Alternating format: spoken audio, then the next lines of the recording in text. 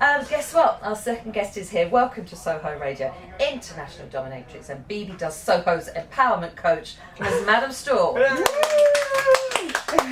How are you? I'm good. I'm actually kind of tired. Why are you tired? Because last night I did an amazing event with this lady called Orsa. Yeah. Amazing. She does a dating agency, but with a twist. So she actually finds people's kinks and relates them together. So, you know, we always speak about, okay, like, how do we introduce kink into a relationship? You know, what do I say to my partner that I've been with for 20 years? Yeah. And you know what I always say, Bibi? Be honest right at the beginning. Tell your partner what you're into so you can avoid this. Yeah. So her agency is all about having people that have different desires, different kinks, and matching them together. I'm all about this. Should I give you her number? Well, you know what my kink is. I'm not too sure. I mean, What do you think my kink is? Well, you did refer to me as a patient just now, so I thought, oh, doctors and nurses. I mean, I don't know. Could be anything. Just looking at me from the few times we've met, what do you think my kink is? Chocolate. Thank you for those chocolates the other day. They were so Did delicious. you enjoy them? Oh, yes. Oh Did my I share God. them? No. Good. In bed on my own. Good. I was hoping you wouldn't. I mean, you shared your champagne. I That was know. good enough. I know. Yeah, I regret it. Did you? Yeah, I hate sharing. My kink is, I think sex is disgusting. No, you don't. Yeah, it's revolting. I don't believe Yeah, you. me and producer Nick don't have sex anymore. Anymore? When did it stop? I wasn't aware that it ever started, but she lives in this fantasy world where she believes that I have affection for her. Well, Rachel's. But you are sexy with those lovely blue eyes of yours. Okay. Oh, here she goes. Here she goes. She started already. Started already. She announced the other day that she'd been flirting with me the minute since we met. Yeah. How could you not know? No, I didn't know. I just sweat when I'm right near you. Do you? Yeah. Interesting. What else? Do You are feel? on the radio. Oh, so sorry. Tell me later. Just to So remind- sorry, everyone. How did you get into the world of empowerment? Were you a Dom first? Kind of. I feel like the word empowerment, does it mean when did I officially become an empowerment coach? I feel like anyone can be empowering. I think that we all have a responsibility to inspire others, regardless of what your career is. So I would say ever since I was young, you know, I was always one of those girls who made other people feel great about themselves. I always saw the good quality in an individual.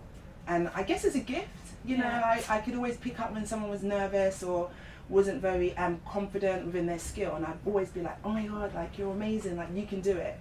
And I come from a really strong entrepreneurial background, so my father was such a great influence in my life. He always taught me the power of my mindset, believing in myself. So I guess that kind of rubbed off when I used to speak to my friends and help other people. But then becoming a Dom, it allowed me to express myself, and I would say that is where I found my sexual confidence. I was always very sexual, but becoming a Dom allowed me to express and explore that part of my personality. But most importantly, it was the only place that didn't judge me. So growing up, being tall, being quite developed from a young age, and being sexy, it wasn't a good thing. You know, it was kind of... It was too much. It was too much. And it used to really upset me because I couldn't control it. I couldn't turn it off. So you know, some women, they can turn it on and turn it off. You know, for me, I couldn't, because it was just who I was, and I was young and I didn't quite understand And so you were it. getting attention that you didn't really want. Yeah. Or just really the responses from men and women. From I men guess. and women, I found that friends would say things in joke, be like, oh no, don't come around because my boyfriend's here. And that used to really upset me because I would never date someone else's boyfriend or husband or come on to anyone like that, unless it was that type of party. Storm for all season. Yeah, well, I did ask. You did ask. Yeah. Where was I? So so things like that, or people finding me intimidating, kind of really upset me. I mean, you've met me a couple of times. I'm the least intimidating person ever, unless you're in my dungeon. You know, that's a whole another ball game. But growing up, it really used to. Don't start, I can't Bibi. stop. Trying to have a serious conversation Can't here. stop. Don't get a profile pic, please, Astrid. Get her. Don't get my profile. I have my beautiful photographer Astrid in the house. I've been teased already saying, oh, Madam Storm, you always have your own personal photographer following you Well, I was around. watching when you came in, because while Kim was here, our previous guest, you sort of drifted in and I could see you through the glass and you were being followed by Astrid taking pictures, and then you were posing outside the studio. And I just think it's fantastic. Wherever you go, it's just captured on film and video. And Yeah, do you pictures. know why? It's not from a vain point of view. It's from like, oh my God, this is happening. And I just want to share it with everybody that has been supporting me. Because I've worked really hard to get to where I am at the moment. Not just in a business sense, but being myself. Because I had so many other professionals. You know, I've had people that wanted to be my manager. I've had business meetings with marketing people, PR people. And they're like, don't let people know that you're a dominatrix. You know, maybe curb your swearing a bit. Change up your pictures a bit. I remember I had one meeting and they wanted me to have one of those typical coaching profile pictures, you know, to the sides, chin down. Just a pen actually on your, that's you. And you know what, when I first started off coaching, that is what I did. You know, I did the hairstyle that I thought was acceptable. I dressed how I thought a coach, you know, should dress. And I was like, I can't be that person. I deserve it to myself, and people who are going to be inspired by me, I want them to be inspired by the truth. And what's the lesson? Since you've become yourself, it's kicked off. Oh, yeah, and it's freedom. Yeah. Absolute freedom. Imagine living a life where you're just yourself. You know, nothing can crumble my business unless I do something to crumble my business. So no one can come from the outside and be like, oh, well, did you know she did this? It's like, well, yeah, honey, everybody knows that. You know, so it's a level of freedom, and it's a level of empowerment. You know, you can be successful. There's a saying that says, you can put your ladder against the window, but you don't put it against the wrong window. So both ladders will go up to a window, but you want your ladder to be against the right window, right? So I feel like so many people who are successful, or what we deem to be successful, are still unhappy. And the reason why they're unhappy is because A, they're not doing what they want to do, and B, they don't have that level of self-confidence to be themselves. So they almost feel like they don't deserve it. I love all this. This is why you're our empowerment coach. Yeah, do you know what? I didn't actually announce that I was Soho's Radio empowerment coach. I didn't know if I had the green light to do it or not. Yes. I mean, producer, I was expecting some, you know, like drum rolls, some jingles. I know we should make just you have a one. little sip of coffee. Can't you just sing something? Make something up, producer. Then come on. No, I'm all about preparation. It's all about prep. Yeah. It's all about prep. I need to say something. Go on then. I'm really tired. Not as tired as me, babe. We're all tired. I got home at like 1 a.m. No, you look beautiful. I'm tired. Doesn't matter. I really want to talk about the dom thing just a bit more, just because I'm so intrigued by that, because that's kind of driven everything forward. You know, in your. So, did you always know that you were into that? When did that develop? When did you become a dom? How did you do it? What was that route?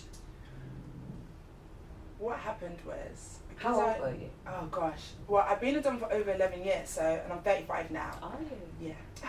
You're so young. Thank you, darling. Thank you. I'll tell you my secret later. I don't want to know. I don't want to know if it involves the protein. I think it is. I don't want to know. Baby, behave. It's daytime radio. Let's get serious now, shall we? So when I became a dom, it was a very organic kind of journey. I was always surrounded by escorts, strippers. I even tried pole dancing once, and I loved it. But what I didn't love is that when the men come in, you have to then all hurdle to the guy. And I used to be like, first of all, God damn, have you seen me? You should be paying me to look at me. I shouldn't have to come over to you and like be like, oh, do you want to dance? You know? So I didn't last very long, but I loved it. I absolutely loved it. You know, I love being sensual and I love being sexy. I think that the feminine divine power is at its highest when you're able to unlock that part of you. It's just absolute freedom for me. So, and I did that very young. And then, you know, because of the girls that I knew and stuff. And then one of the girls was like, you know, I'm doing this dungeon with my friend and, you know, we're going to become mistresses. And back then, it wasn't like now. We didn't have shows about mistresses or radio shows about dominatrix speaking about what it was. So I never knew what it was, but I was intrigued and I was open to it. So I was like, oh, okay. But I didn't want her to know that I didn't know. right? So I Googled and I found a few things, and I met this lady, this beautiful white middle-aged lady, and I went to her home, and it was magnificent. And I think because I got a good introduction to it, I think that's what really started off my career in a positive way. So I met her, she invited me in, and we walked up these stairs, and as we came open to her living room, there was a guy standing there with a silver tray, glasses and champagne. So I thought, you know, but I thought, well, maybe that's her thing. It's, you know, she lives in a beautiful house. Maybe he's just there for her entertainment. So she said, you know, have a seat, and we sat down and we spoke, and she educated me about not just being able to stimulate someone through your body language, but the mind. So we had such an in-depth conversation about psychology of the mind. And for such a young person, she felt that I was good enough, you know, because back then it's a very tight circuit. I don't know how it is now, but when you're a high-class dom, not everyone can just, you know, come in. And this woman invited me into her home. So, and she had hundreds of books, and she literally went through all these books about what is a fetish, why people like kings, what does it mean to own your sexuality. And I thought, this is absolutely amazing. I was really intrigued. So she goes, you know, this is my pet, would you like a glass of champagne? And the guy came over and he goes, madam, with his head down, said, ooh, you know, I've got a bit of a flip. I was like, oh, I like this, but I didn't know it was power. Yeah, I just knew that I liked it, and he poured me my champagne. And she goes, would you like to come down to the dungeon to see how we play? Now my mind is going wild, because I'm like, dungeon, what kind of dungeon is it? What is a dungeon? Oh my God, what's going to happen? And then, are there snacks? Are there snacks? That's your first thought, was that? Yes. And so I go to this dungeon, and this guy disappears. Then when you go to the dungeon, he's in there butt naked. But he looks completely different, right? Because before he had like a suit on and, you know, looked like a real gentleman. And then there he was butt naked. And it was like a dark room, but it was like a tint of red. And there was whips everywhere. And there were dildos. And now I know strap-ons, you know, I didn't know what it was then. And I was just like, oh, can I swear? That's why. Okay, so I was like, holy shit. What is this? But I wasn't nervous. So then she started to flog him, and then she goes, feel free to get involved. And I was like, okay. And then I just naturally got involved with it. I can't tell you how. I feel like certain things... You found your place. I found my place. I think certain things are a gift. I think that, just like an artist, like, you know, my partner, you know, Mr. Marcus, he's an amazing artist, but he's never been to art school.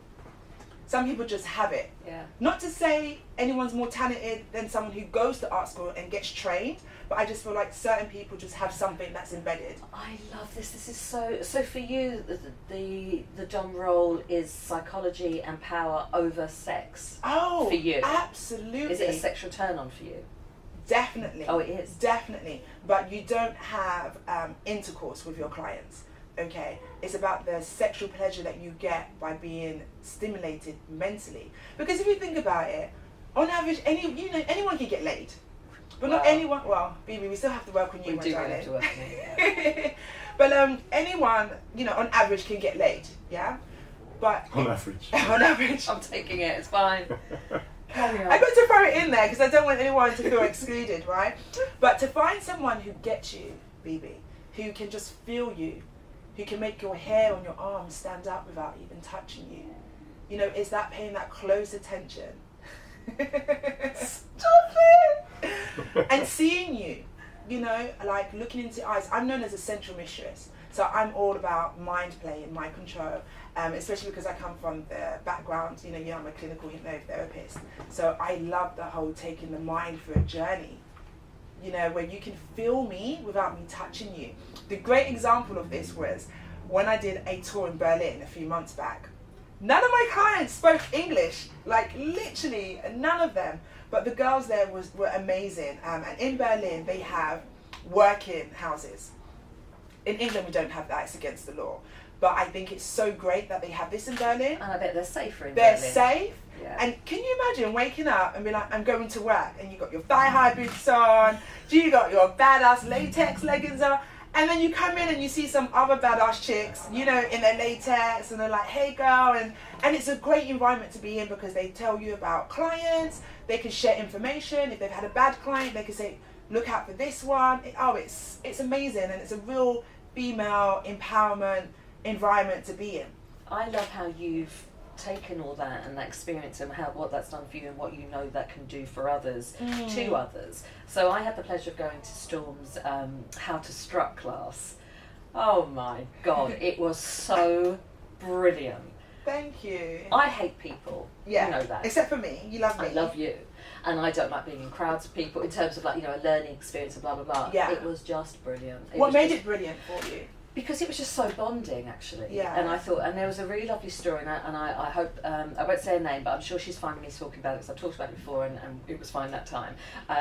A woman, so Strut was talking about the classes and how women get very emotional in these classes. And so the initial premise is that we're walking in stilettos and how to do that. But it's not that. It's how to embrace your sexuality and how to own everything you want to own, not materially or materialistic, although that could be some part of it, but just to, you know, own you and be proud of the space you're taking up.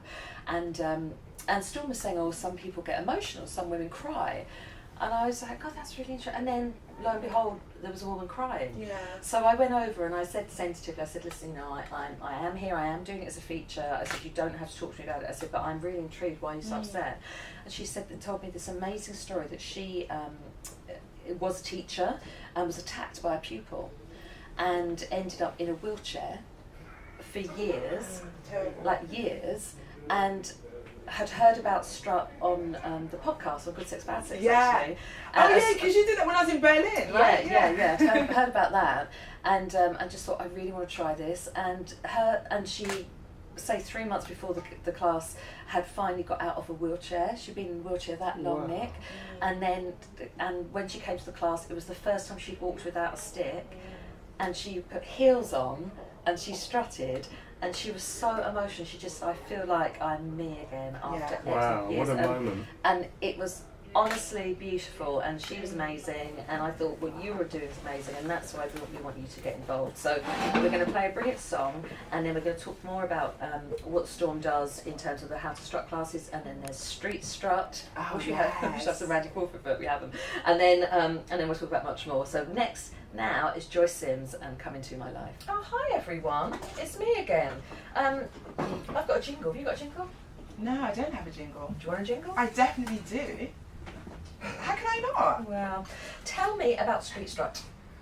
Okay, so as you know, I have the Madam Storm Strut Masterclass, and it's been going for over a year now. Yeah. And I felt to myself, what can I do to take my ladies to the next level of confidence?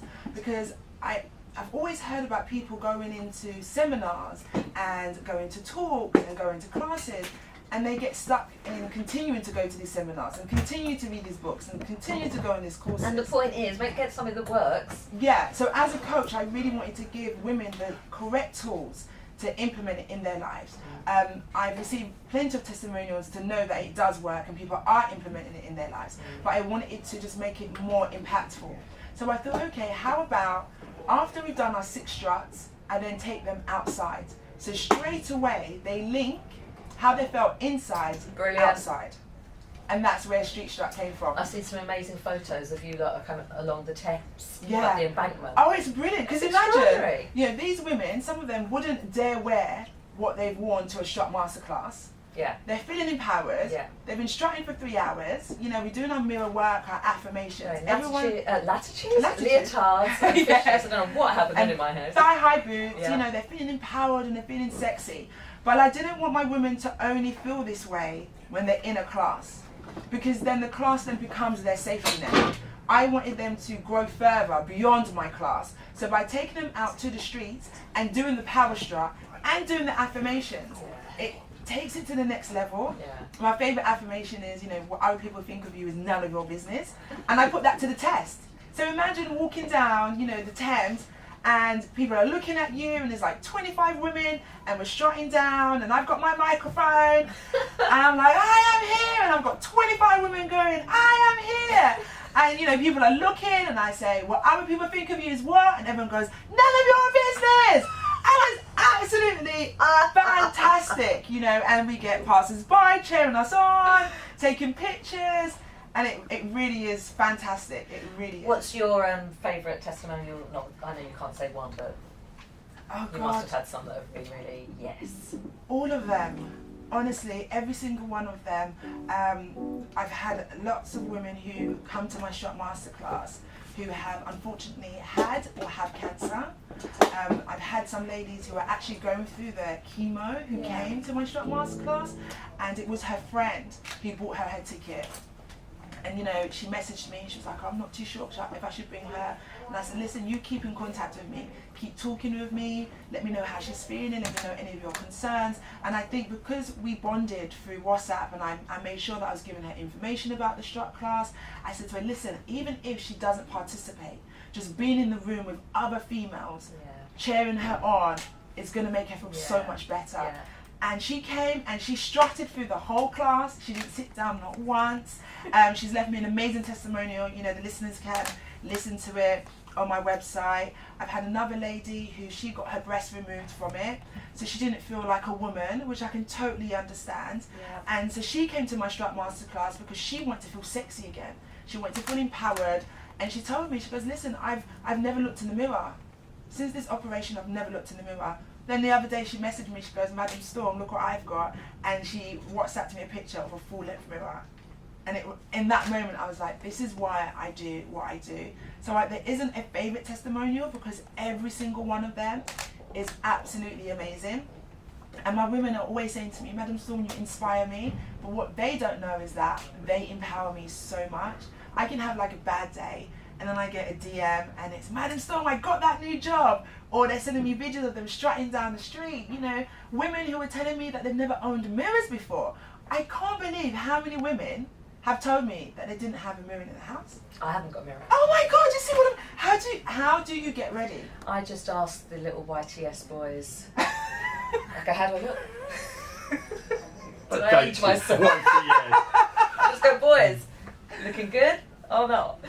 No, I need to get a mirror. You need to. You're so excited. This is so exciting. We're so excited to have you on board. We're going to, thank you. and this is an exciting new moment for Bibi Does Soho as well at the new studio. We're going to have the first time we've had a live track played. It's going to be perfect. Yes. Apart from you, what else is going on empowerment-wise that you'd like to share? Gosh, there's quite a lot of stuff that I do in terms of coaching. So I offer one-to-one coaching. I've also got my art seduction program. Yes, which is very popular. Absolutely love it. It's a private session for 3 hours, just one-to-one. And I teach the lady the art of seduction. So I teach them how to flirt, how to seduce, teach them about tonality, language, yes, how to move their bodies, how to be sexual. A lot of ladies who come to me are either in a relationship, they want to spice up the relationship, or it's women that want to learn how to communicate their desires in a relationship. And it opened up my eyes as well, because even though I knew there was a need for this, because of my experience working as a dom, it was questions like, okay, how do I tell my partner to change positions? Or how do I tell this guy that I'm dating that, you know, I don't want to give you fellatio? You know, how do I tell this guy... Is that the first time you used the word fellatio? No, but I mean, I wasn't quite sure if I could say it or not. So it was a bit of a hesitation. I was like, because I was on the flow. You know when I'm on the flow, and you know because of the language that I use, right? Yeah, you broke my flow. It sounds like, wait, can I say that? Fellatio this. Fellatio, John. It sounds quite nice, nice. Though, doesn't it? Yeah. Hey, honey, I went out the boy called fellatio, I didn't. No, you did not. Could you imagine? So yeah, my art seduction program is really successful because it really helps women understand where their block is. Because sex is supposed to be enjoyable. You know, you're supposed to have fun. You're supposed to be satisfied. It's not just about your partner being satisfied. Both people deserve to be satisfied. So that's a great program for anyone who really wants to fall in love with themselves, like all of my programs, but this one is tailored to looking at your body in a sensual way, looking at how to flirt, the sort of language that you would use, etc. Then I have my new fabulous mistress training, which I am getting inundated with messages from women who are like, how do I sign up? To become a mistress as in a dom, or to become the other woman? No, to become a professional dominatrix. Wow. And in two cents, you can either become a professional dominatrix, or you may just want to be a mistress in the bedroom. So they come to a dungeon that I use, and I have my real life pet with me. So you actually get to train on a real pet. You get to command him. You know, I train you on the pet. I train you how to flog, how to do candle wax play, tie and tease, corporal punishment. What's your insurance like? My insurance? Are we insured? I am fully insured. Would I be insured if I came to you? Of course, definitely. Because remember, I am a qualified therapist. Throw it out there. You know, I am totally qualified. So yeah, everything is very safe, except for when Bibi comes. There's a dungeon. You just keep saying the word dungeon so casually. Yeah, because you say dungeon like I say co-op. Yeah, no, this is true. This is so true. And sometimes it does make people giggle and throw them off course a bit, because they'll be like, oh, you know, where are you going? Oh, I'm just going to the dungeon. See ya. So Boots the chemist. Yeah. Are you finished in the dungeon yet? Yeah. Oh Yeah. no, I've just been another 10 minutes. Does your dungeon, do you? So you know, because I work from home, so I'm allowed to. So Mr. Taxman will let me claim X amount of all the utilities and rent because I work from home. It's my office. Can you claim your dungeon? Oh yeah, because it's an expense. And my lube, I always throw that in there. Are you a fan of the flavoured lube? No. I don't really know what that's about. If you need something flavoured, just put a bit of whipped cream on there. Always does the job. Right, we're going to have some Amy Winehouse and we're going to think about what